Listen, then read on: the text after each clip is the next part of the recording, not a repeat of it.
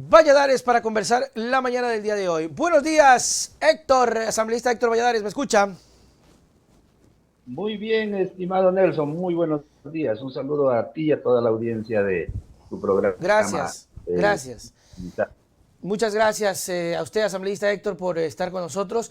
Y pues obviamente antes de ir al tema que me habían enviado sobre lo que le corresponde como asambleísta masónico, no puedo dejar pasar la oportunidad para preguntarle cómo se vive en estas horas o la percepción de ustedes ante el resultado de ayer con Mónica Palencia y esta aparente victoria, como ellos lo han dicho, ¿no? Han publicitado mucho el tema, aunque queda una, ¿cómo se llama esto?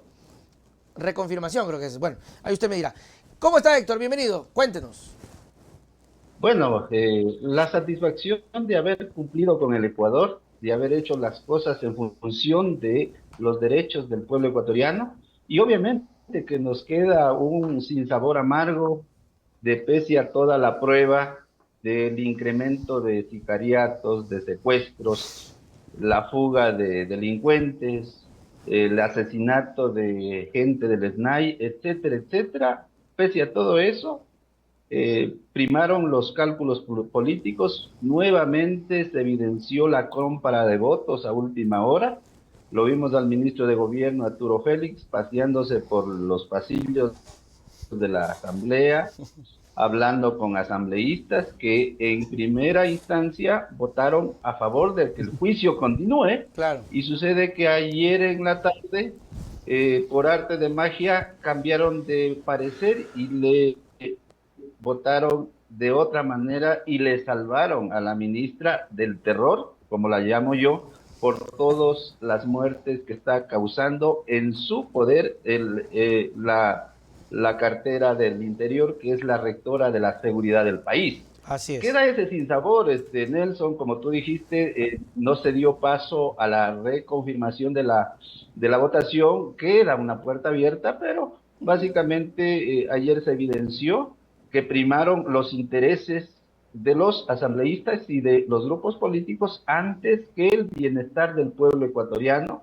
Eso fue en resumen lo que pasó ayer, Claro. estimado Nelson. Pero esta puerta abierta, por ejemplo, ¿por qué no se la cerró ayer de una vez? ¿O hay algún chance de que las cosas cambien? Se ve muy difícil, ¿verdad, Héctor? Porque fueron 77 votos, no creo que construye cambio de opinión. O ¿cuál es el objetivo de alargar el tema de la reconsideración?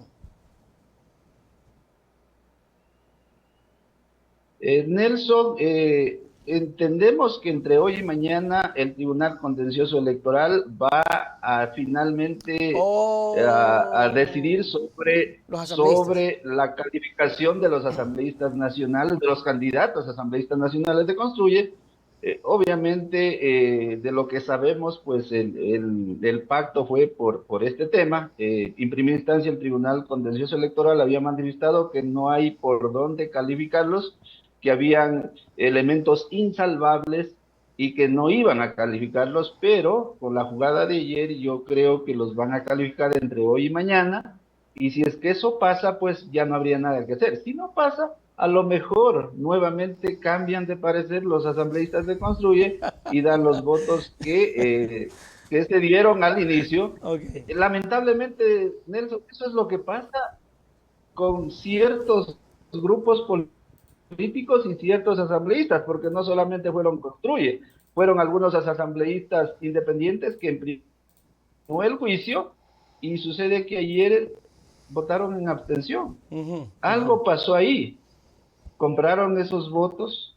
Esa es la pregunta del millón, y no ha perdido la Revolución Ciudadana, ha perdido el país. Claro. Eso es lo que hay que dejar claro. Lo Ujú. que nosotros hemos hecho es, en el marco de la Constitución, fiscalizar a una ministra que ha hecho todo para que la seguridad de este país desaparezca y que se tomen todas las instancias la delincuencia organizada. Y ese es el Ujú. problema de fondo.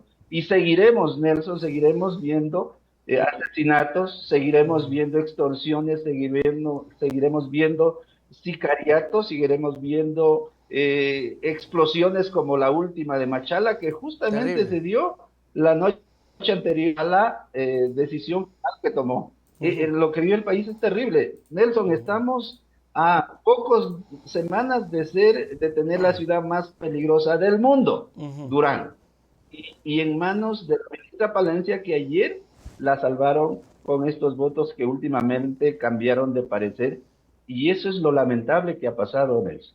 Claro, hay un detalle acá y es verdad lo que usted dice, mi querido Héctor, porque a ver, construye son 13, si no me equivoco, pero hubo 16 abstenciones.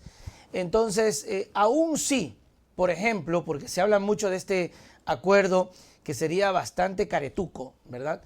Porque ya se habló de que los asambleístas no van a calificar, se vaya a darle el paso, den los 13 votos con los 77, haciendo sumas así medias alegres, faltarían como 2 votos.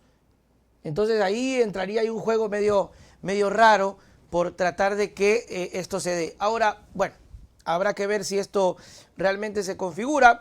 Lo cierto es que lamentablemente el país se queda en manos de una ministra que lamentablemente no ha dado la talla. Y usted decía algo cierto. La prensa salió a decir que el que perdió fue el correísmo.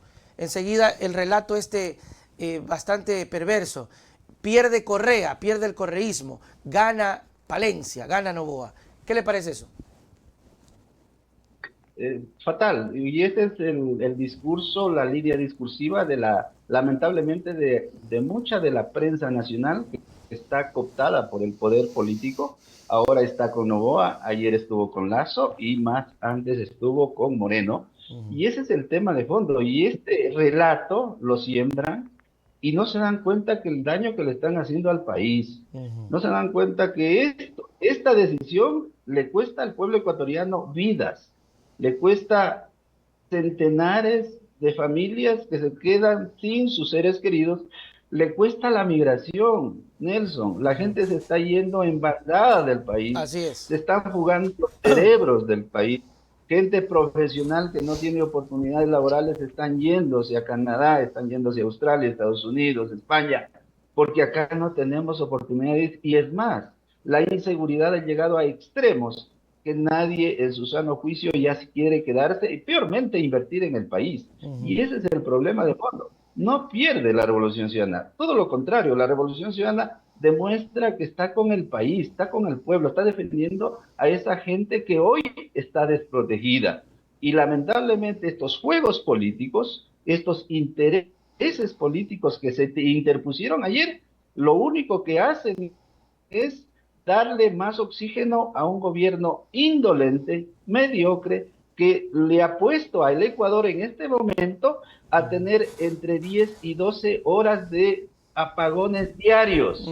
Hemos vuelto a los 90, inclusive antes, y en pleno siglo XXI. Y ese es el problema de fondo, por el odio que han sembrado contra el correísmo al país. Lo están sumiendo en la miseria, en la ignominia. Y ese es el problema de fondo que tenemos como país, estimado Nelson. Así es, bueno, ojalá que esto acá tenga, bueno, va a tener un fin que va a ser en las elecciones y que las personas tengan la sabiduría para tomar una buena decisión.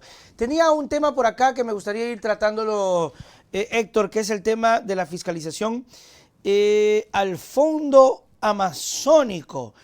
Cuéntenos un poquito de esto para entender yo y la gente de qué se trata, de qué va y cuál es el proceso de fiscalización que ustedes han venido realizando a este fondo amazónico.